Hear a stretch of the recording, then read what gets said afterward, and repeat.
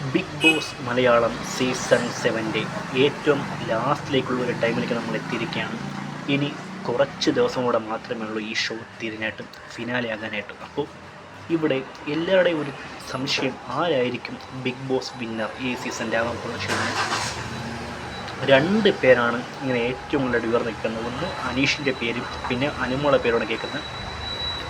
ഈ രണ്ട് പേരിൽ ആരെയും ഒരാളായിരിക്കും ബിഗ് ബോസിൻ്റെ ഈ സീസൺ വിന്നർ എനിക്ക് തോന്നുന്ന ആ ഒരു കാര്യം വെച്ച് അനീഷിനും അനുമോളിനും വിന്നറാവാനുള്ള എന്ത് ക്വാളിറ്റികൾ ഉണ്ടെന്നും ഇതിൽ ആർക്കാണ് ഏറ്റവും കൂടുതൽ വിന്നറാകാനുള്ള ഒരു ക്വാളിറ്റികൾ ഉള്ളതെന്നുള്ള കാരണങ്ങളൊക്കെയാണ് ഇന്ന് നോക്കാൻ വേണ്ടി പോകുന്നത്.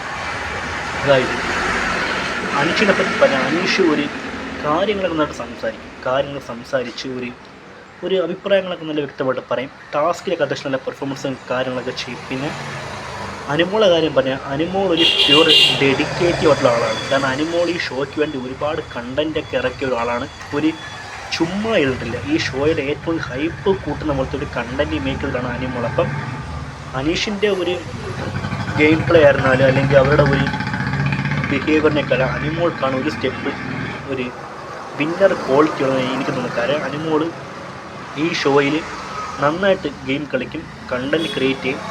അങ്ങനത്തെ ചില കാര്യങ്ങളൊക്കെ അനുമോൾ പെർഫെക്റ്റ് അനുമോൾ ചെയ്ത. പക്ഷേ അനീഷാണെങ്കിൽ സ്ഥിരം ഒരു ക്ലീശയെ കണക്കത്ത് ഇപ്പോൾ എല്ലാ വർഷവും ഉണ്ടതൊരു നേതാവ് കണക്കത്തെ ഒരു സംഭവമാണ് അനീഷ് ഇപ്പോൾ വായിക്കുന്നത്. അപ്പം അനീഷ് അഭിപ്രായങ്ങൾ പറയുന്നു, പെർഫോം ചെയ്യുന്നു. പക്ഷേ ഷോയുടെ ഒരു മുന്നോട്ട് പോക്ക്, കോണ്ടൻറ്റ് ക്രിയേഷൻ, ഇതിലൊക്കെ അനുമോളാണ് ബെസ്റ്റ്.